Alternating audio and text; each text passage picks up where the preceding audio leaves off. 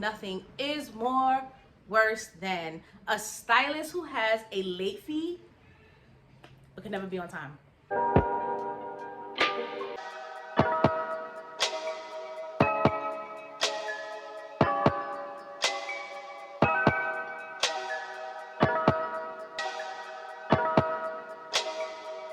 Hey guys, my name is Starneshaprince and welcome to my channel. As you can tell from today's title, we will be talking about how to retain clientele as a hairstylist. Now, some of you may or may not know, but I am a licensed cosmetologist. I graduated from Empire Beauty School about 8 or 9 years ago.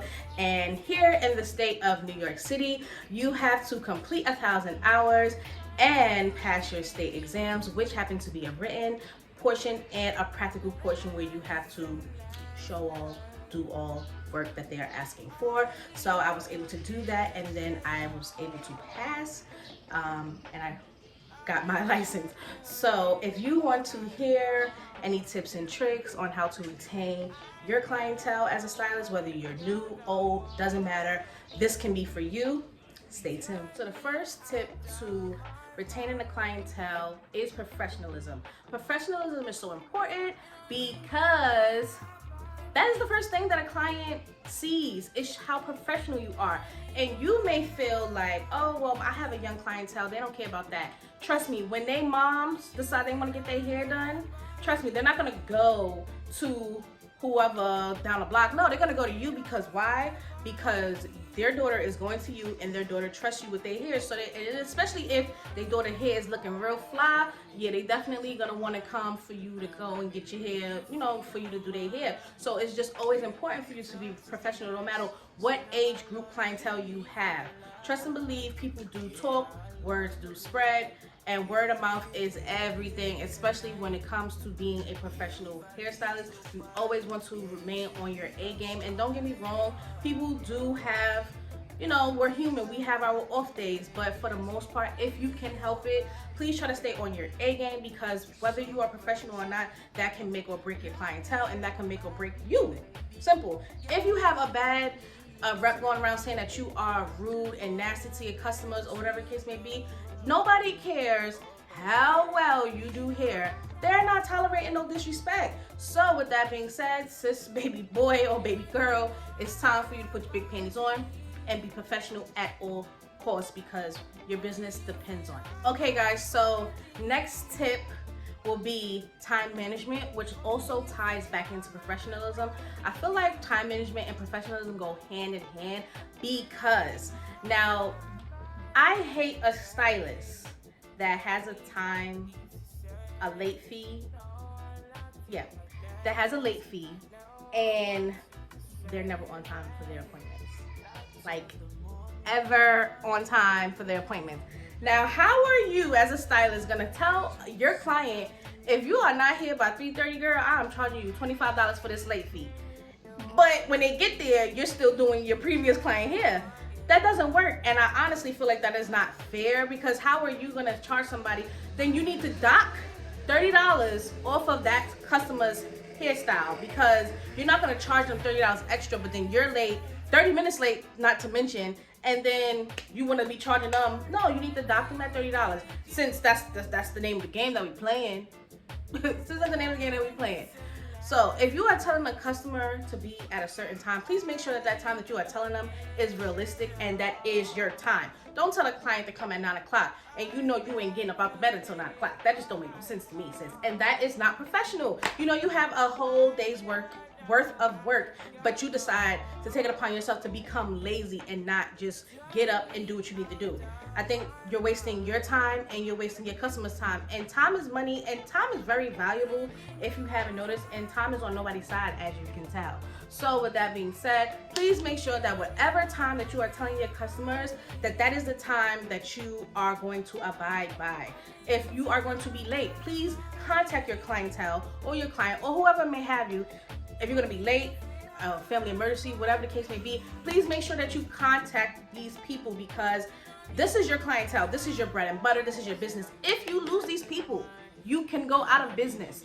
and you will have to start back all over again due to the fact that you aren't professional and you suck at time management. Now, this job is very time management. Very, very, very, very, very. So if you are late for one customer, I want you to know this.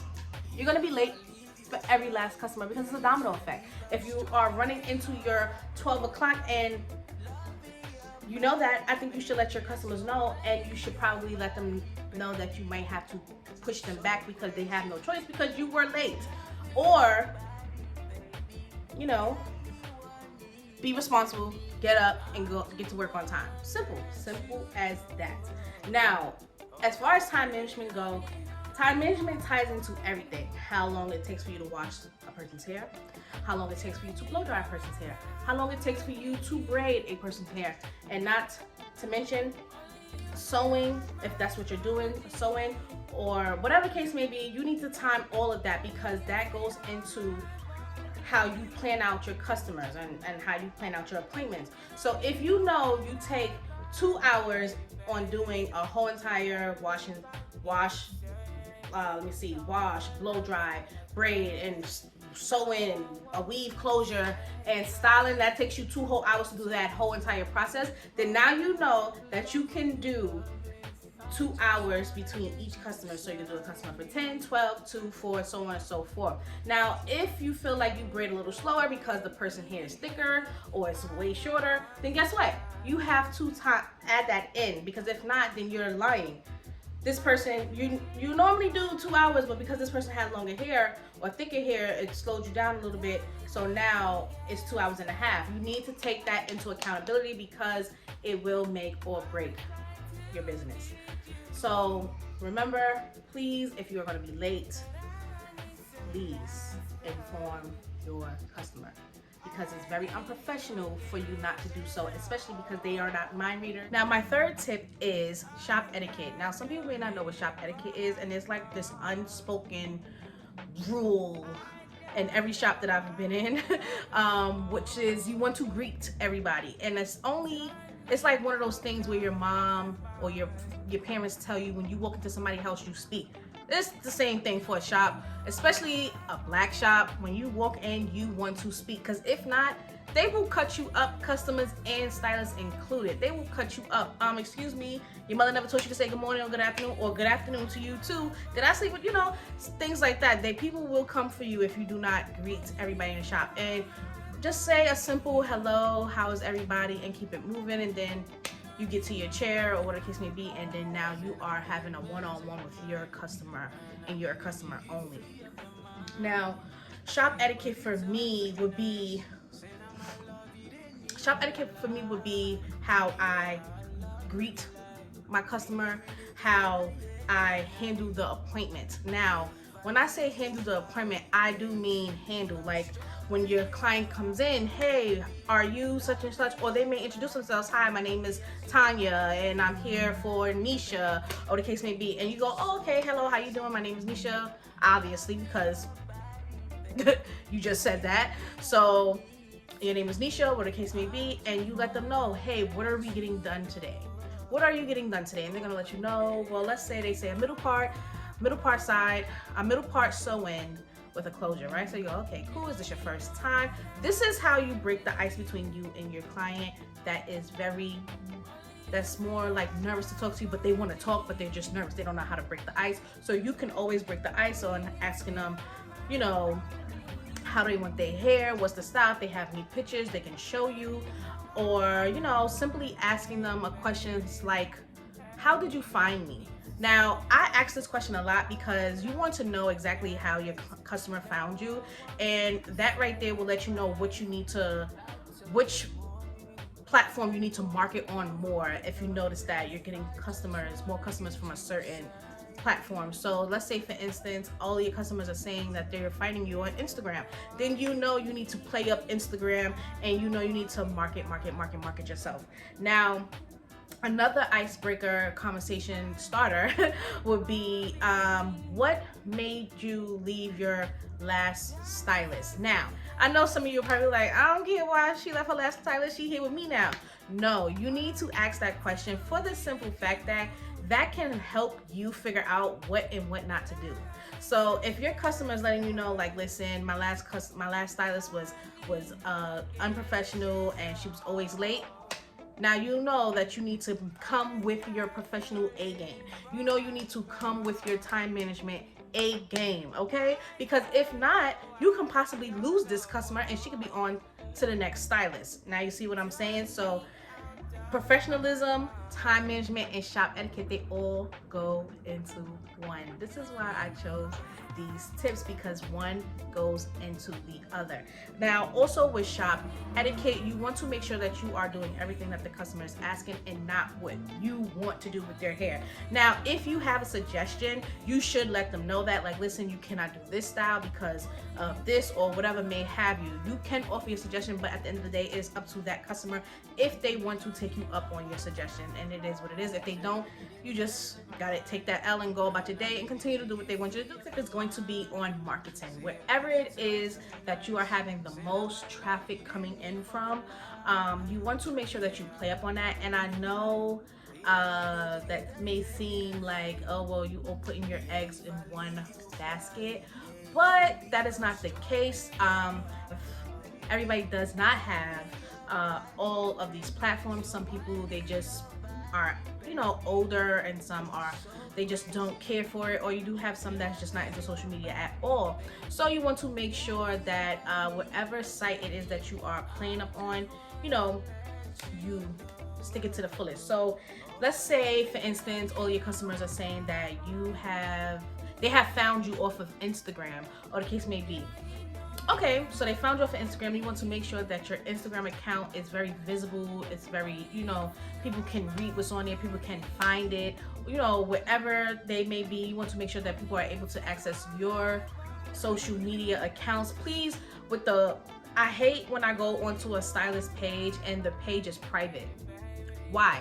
Who are you trying to attract? Are you trying to attract the people that's already on your page, or are you trying to attract new customers? Because if I'm a new customer and I can't see your page, you can't possibly attract me, because I'm not going to request you. I don't want to, especially if I can't see exactly what's going on first. If I can't see what's going on first, I promise you I will not request to follow you, and I'm sure I'm not the only person that thinks that way. So if you are a stylist and you have social media and it's private, please take the private settings off and let your page be open. If you are afraid of what's on your page and you don't want to get out, then I suggest you make a separate page and make that private, because this is for hair, baby. I'm not here to see you pop, locking, dropping. I'm sorry, I'm just not. So be very mindful of what's on your page. Also too, because if a person sees that you got more shaking ass videos than you do hair videos on your page, 9 times out of 10 you might not get that client. I'm not even gonna hold you, because I know you're not gonna get me. So if I see more shaking ass on your video than on your page than I do hairstylist, I'm gonna just say, well, what are you, a stripper or a hairstylist? Not that there's a problem, but I came for a service, you know. I came to see about a service, and I can't really see because all first 15 videos is you shaking your ass. So be very mindful of what you post, and if you're gonna post stuff, please make sure that it's on a separate page that does not have nothing to do with your hair page, please, because that is also bad for your image, bad for business. It's not cute, and I don't know who will want that on a page anyway when they're trying to gain clientele. But yeah, please make sure that you are very mindful of what you put on your page, because that is another way of marketing. You can make or break.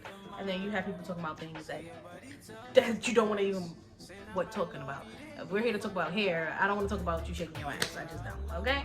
So make sure you do that. Also, make sure that, because now that all of these social media sites are pretty much linked into one another, make sure that whenever you are hashtagging your pictures or sharing them to whatever site, make sure you share them on sites like Pinterest. And because believe it or not, a lot of people use Pinterest for like hair inspos, decor inspos, doesn't matter, but a lot of people use Pinterest. I know I'm one of them, and I've heard many people say, well, I don't have social media, but I came across this picture on Pinterest.